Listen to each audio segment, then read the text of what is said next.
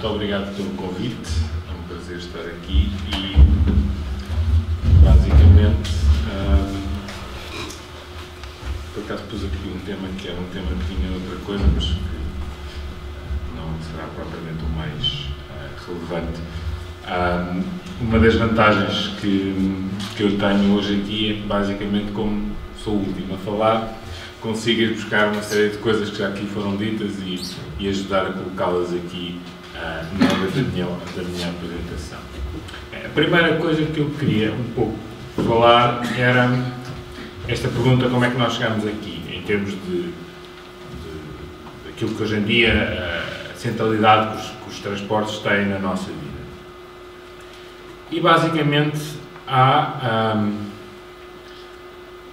aqui um conjunto de fatores que fizeram com que a nossa vida, e basicamente fatores que têm qualquer coisa como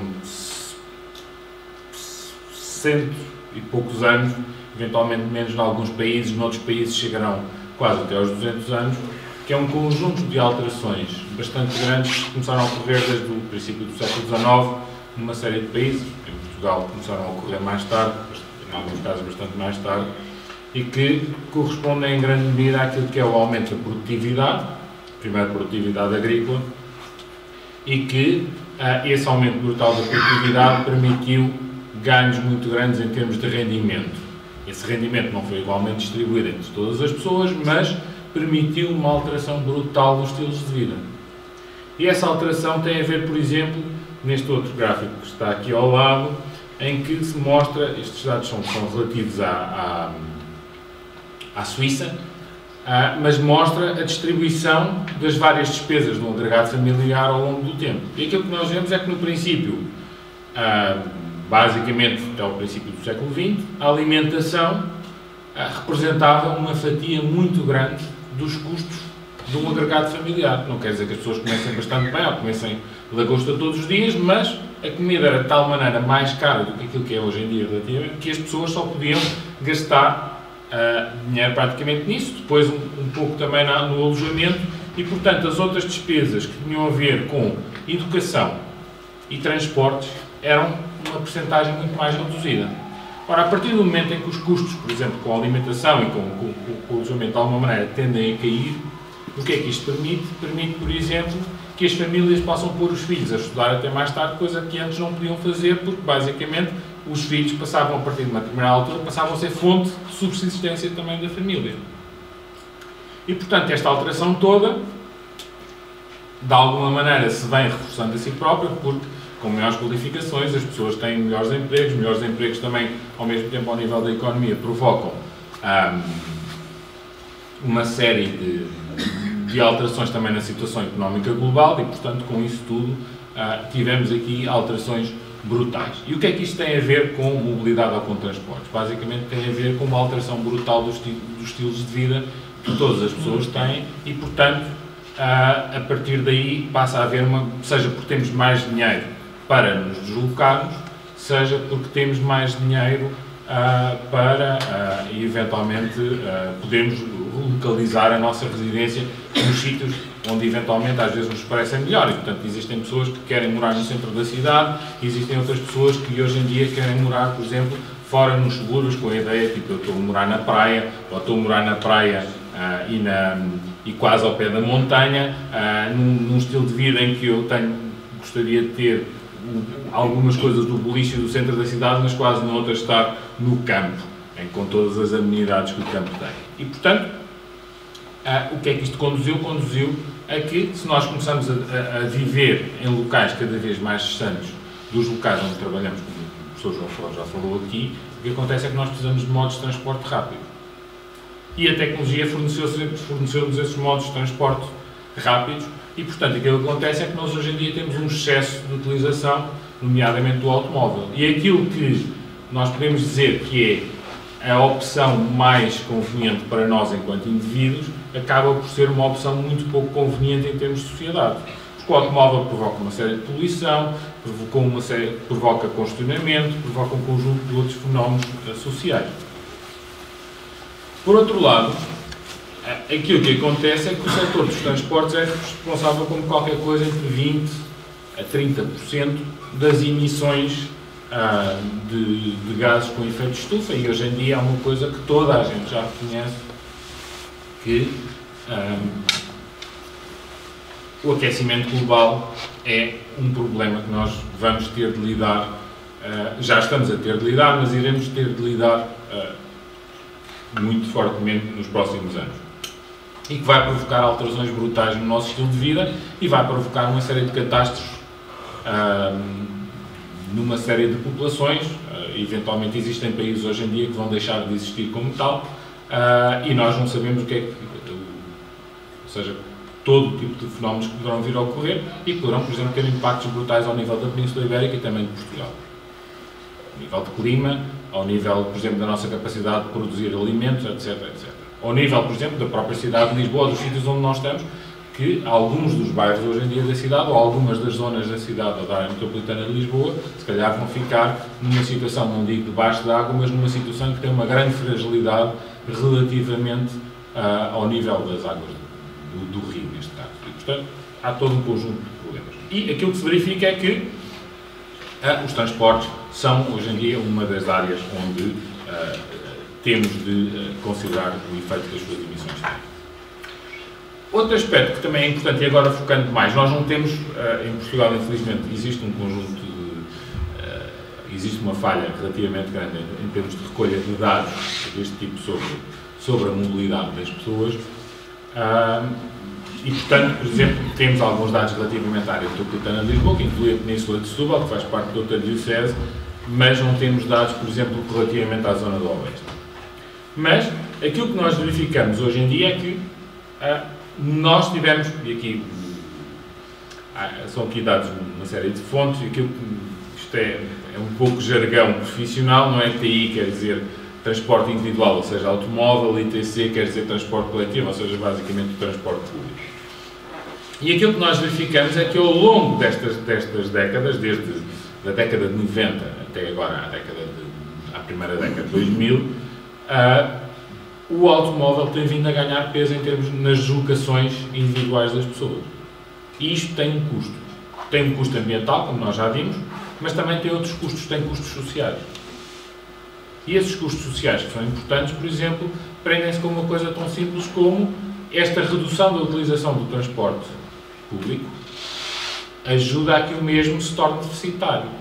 Em termos de financiamento, as operações, seja por variadas razões, mas as empresas que operam transporte público têm prejuízos. Todos os dias nós ouvimos na televisão ou na rádio alguém dizer a dívida da CP, a dívida da Carris, etc. Além de outras coisas todas, este facto também tem a ver com isso. E a resposta a essa redução das receitas e, portanto, aumento dos problemas operacionais dessas empresas nos últimos anos, e desde já há uns anos esta parte, é reduzir aquilo que custa dinheiro, ou seja, reduzir o número das carreiras por dia, reduzir, eventualmente, o comprimento das carreiras, etc. Ora, isto provoca problemas de justiça social, por exemplo, ou de justiça espacial. Porque aquelas pessoas que não podem andar de carro, porque já não podem, porque já não têm idade, porque ainda não podem, porque ainda não têm idade, ou porque nunca puderam, porque não têm rendimentos ou não têm as capacidades para poderem conduzir, essas pessoas começam a ficar excluídas da vida social, porque não se podem deslocar, ou ficam excluídas, por exemplo, de poderem ter um emprego que lhes permita melhorar as suas condições de vida. Alguém que, por exemplo, mora num dos bairros mais afastados, mais suburbanos da área metropolitana de Lisboa, porque, por exemplo, não tem rendimentos, não tem estudos, e que trabalha, e que até, eventualmente até poderá ser um imigrante ou filho de imigrantes, e que trabalha, por exemplo, numa empresa de limpeza em que faz as limpezas nos escritórios no centro de Lisboa, ou de madrugada ou durante a noite, que é quando os escritórios não estão a funcionar, e se, entretanto, por razões de equilíbrio orçamental das empresas de transportes públicos, por exemplo, se foram cortadas as circulações no início da manhã porque não têm praticamente passageiros nenhuns ao fim da noite, essa pessoa fica com problemas sérios em termos de conseguir continuar a ter a sua subsistência. E, portanto, os problemas aqui deixam de ser só simplesmente o problema operacional dos transportes, se quisermos, do ponto de vista da engenharia ou da gestão, mas passa a ser também um problema social. E um problema social que também se relaciona da maneira como a cidade se organiza, ou mais do que a cidade, toda esta área muito grande. Este gráfico que eu tenho aqui mostra um bocado aquilo que eu às vezes gosto de dizer, que é um claro sinal porque isto são dados dos censos, portanto a comparação entre 2011 e 2001, nos censos, cada vez que são feitos a cada 10 anos, há uma pergunta nos censos que pergunta à pessoa qual é o modo de transporte que utiliza para as suas deslocações casa-trabalho ou casa-escola. E aquilo que nós verificamos aqui é que, isto já vem paulatinamente desde a década de 90, a percentagem de utilização do automóvel aumentou claramente e a utilização do transporte público reduziu-se brutalmente. Ou seja, nós podemos dizer que isto é um claro sintoma de um conjunto, ou de um resultado falhado de um conjunto de políticas públicas. Porque, basicamente, aquilo que nós fomos fazendo foi, paulatinamente, empurrar ou facilitar a transferência das pessoas para o automóvel.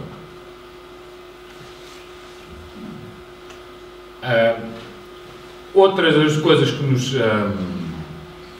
nos mostram claramente a evolução na área metropolitana de Lisboa tem a ver aqui, já de alguma maneira isso foi mostrado, com a evolução em termos da população, que nós vemos que a população da cidade de Lisboa, dos subúrbios internos, dos subúrbios mais exteriores, em que a população do centro de Lisboa, que o professor João Fogão falou da cidade de ONU, vê-se aqui claramente esta evolução a nível dos centros. Ou seja, claramente a cidade a perder população, que primeiro essa população vai para os primeiros subúrbios, mas entretanto aquilo que nós já verificamos nos últimos anos é que os subúrbios interiores, ou seja, Algés, por exemplo, Sacavém, Odivelas, que são os primeiros subúrbios de Lisboa, esses também já estão a perder população. População envelhecida, eventualmente que está a ser substituída por alguma população migrante e que vai colocar uma série de outros problemas, porque se calhar aquilo que nós hoje em dia imaginamos que vamos ter uma população envelhecida, eventualmente em alguns sítios a população vai ser bastante envelhecida, mas se calhar noutros sítios nós não vamos ter uma população envelhecida, mas vamos ter diferenças culturais, raciais, religiosas muito fortes entre aqueles que são mais novos, que são imigrantes que vêm de fora e que tendencialmente vão de alguma maneira colmatar essa falta de pessoas mais novas, com as pessoas mais velhas. E, portanto, se calhar a diferença geracional não vai ser só uma diferença de idades, vai ser também uma diferença de culturas muito mais forte. Outro aspecto que também é interessante em termos das alterações no sistema de transportes tem a ver com aquilo que, num trabalho que fiz com colegas, nós olhámos para aquilo que tinha sido a evolução das infraestruturas de transporte pesado na área metropolitana de Lisboa, em termos de aumento do comprimento da rede de autoestradas e aumento do comprimento da rede ferroviária, seja de metro, seja dos sistemas de transporte ferroviário. E aquilo que nós verificámos é que, basicamente, em cerca de 10 anos, houve um aumento de 130% do comprimento das autoestradas na área metropolitana de Lisboa, e aqui nós não estamos a contar, por exemplo, com o caso, por exemplo, da A2, em que não há um aumento de comprimento, mas a A2 foi aumentada a capacidade, foi acrescentada mais uma faixa em cada um dos sentidos, portanto estamos só a considerar aquelas que não existiam e que passaram a existir, ao passo que nas infraestruturas de transporte público houve apenas um aumento de 33% em termos de comprimento. E, portanto, isto tem efeitos naquilo que as pessoas fazem. Porque as pessoas escolhem, depois, quando podem escolher, tendem a escolher de uma maneira relativamente racional. E, portanto, isto ajuda a explicar toda esta transferência de um modo para o outro. Verifica-se também, depois há aqui algum conjunto de coisas que nós verificamos que, apesar de ter havido este aumento em termos da transferência de uns modos para os outros, dos modos de transporte para os outros, nós não temos propriamente um aumento muito grande da utilização do automóvel.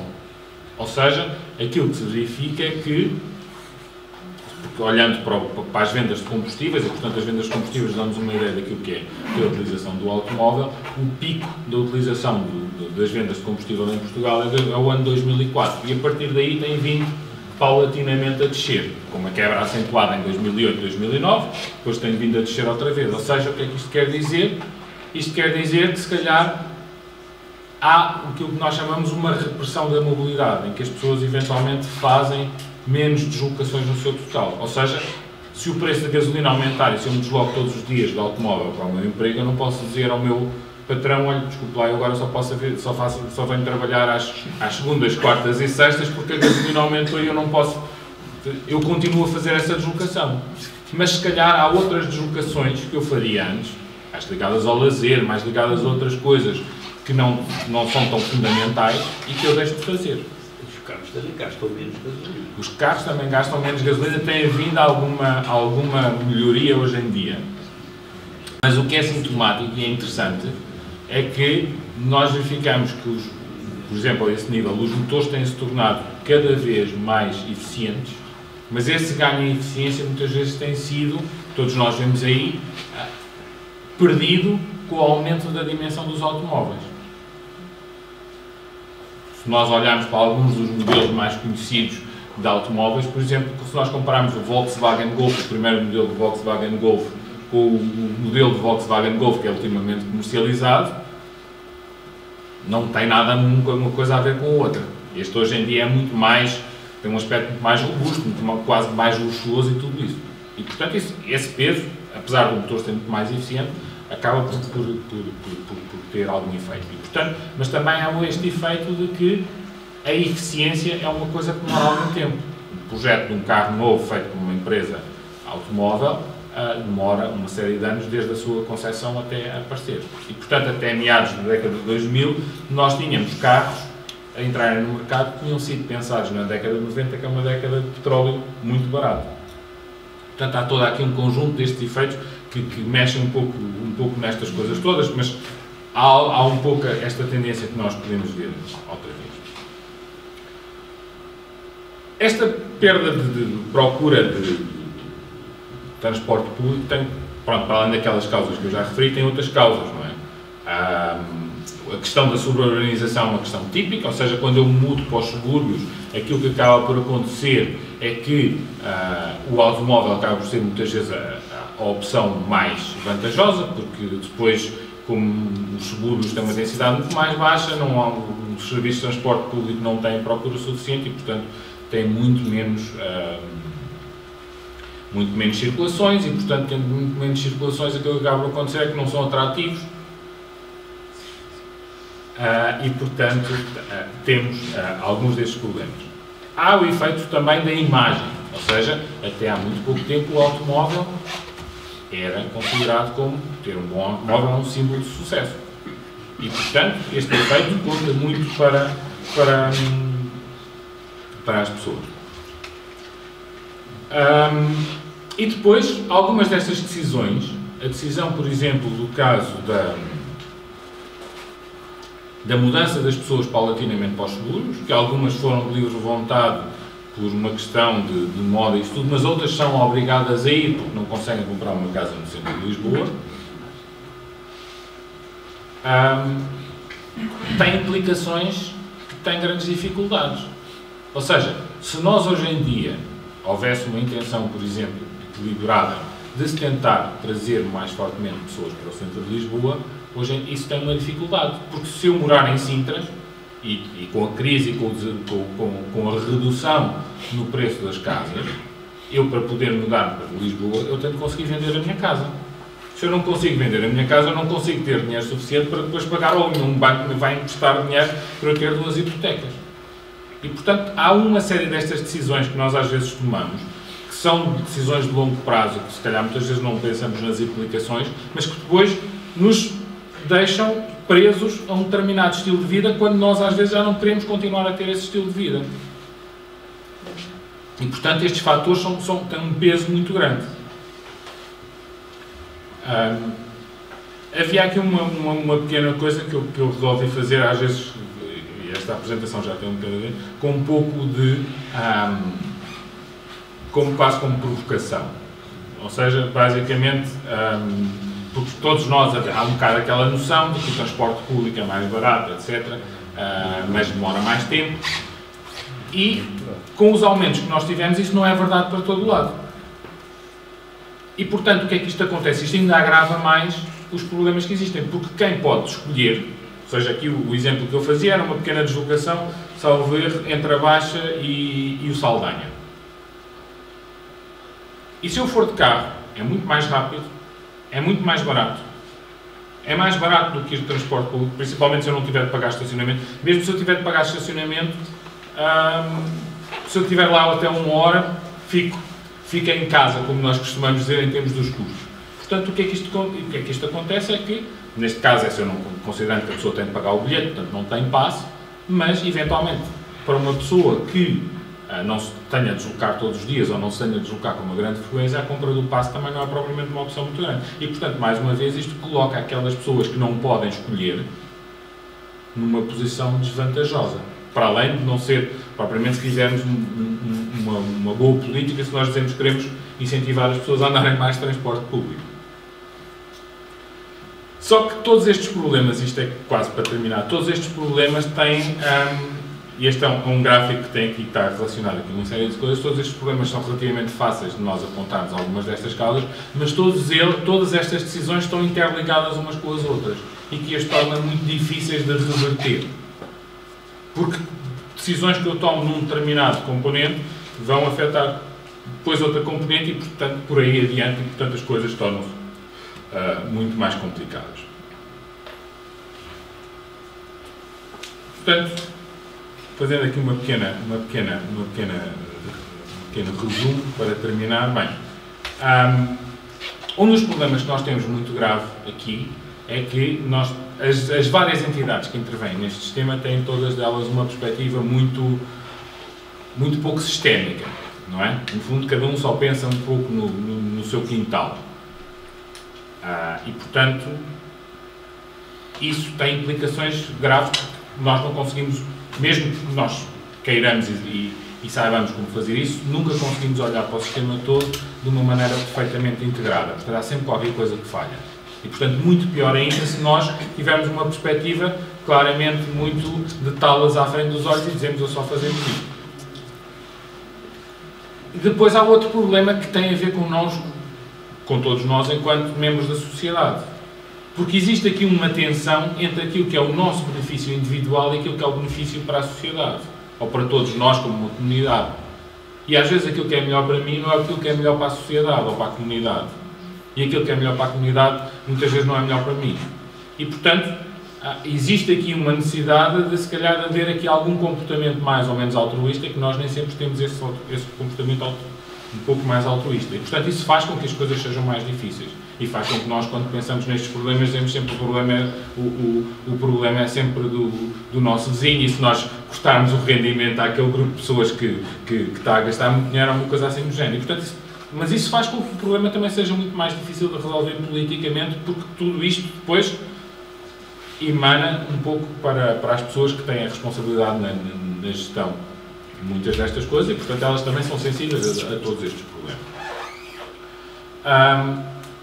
Depois, e esta parte está relacionada com aquilo que é a investigação que eu faço, há uma componente comportamental aqui, ou seja, como é que nós nos comportamos, como é que nós reagimos a determinados estímulos, que não é muito bem compreendida ainda. E isso é E, portanto, o que é que acontece? Muitas vezes as soluções que nós procuramos fazer, e esta área, se quiserem, tem sido muito influenciada, por exemplo, pelo pensamento económico. Não estamos agora aqui a falar de mandar cortar o preço ou não cortar o preço, mas um bocado pelo raciocínio de como os economistas falam que funcionam nestas coisas, que é, nós vamos tentar encontrar a solução única que é ótima. E a solução única ótima tem tido até hoje, muitas vezes, problemas grandes e resultados muito decepcionantes. Não é? E, portanto, eu não posso dissociar, por exemplo, os preços que eu coloco no sistema de transporte da maneira como a cidade se organiza, ou da maneira como eu construo infraestrutura, ou da maneira como eu dou outros incentivos em termos de educação para as pessoas. Todas estas coisas acabam por ter efeitos umas nas outras. E, portanto, se eu pensar em dizer, não, a solução para isto é porque os preços dos transportes estão errados. E, portanto, se eu aplicar preços melhores, eventualmente mais justos, isto vai funcionar tudo bem. Não vai. porque eu me estou a esquecer, por exemplo, da maneira como a região e a cidade está organizada. Pronto, e com isto termino, espero. Muito obrigado por esta palavra.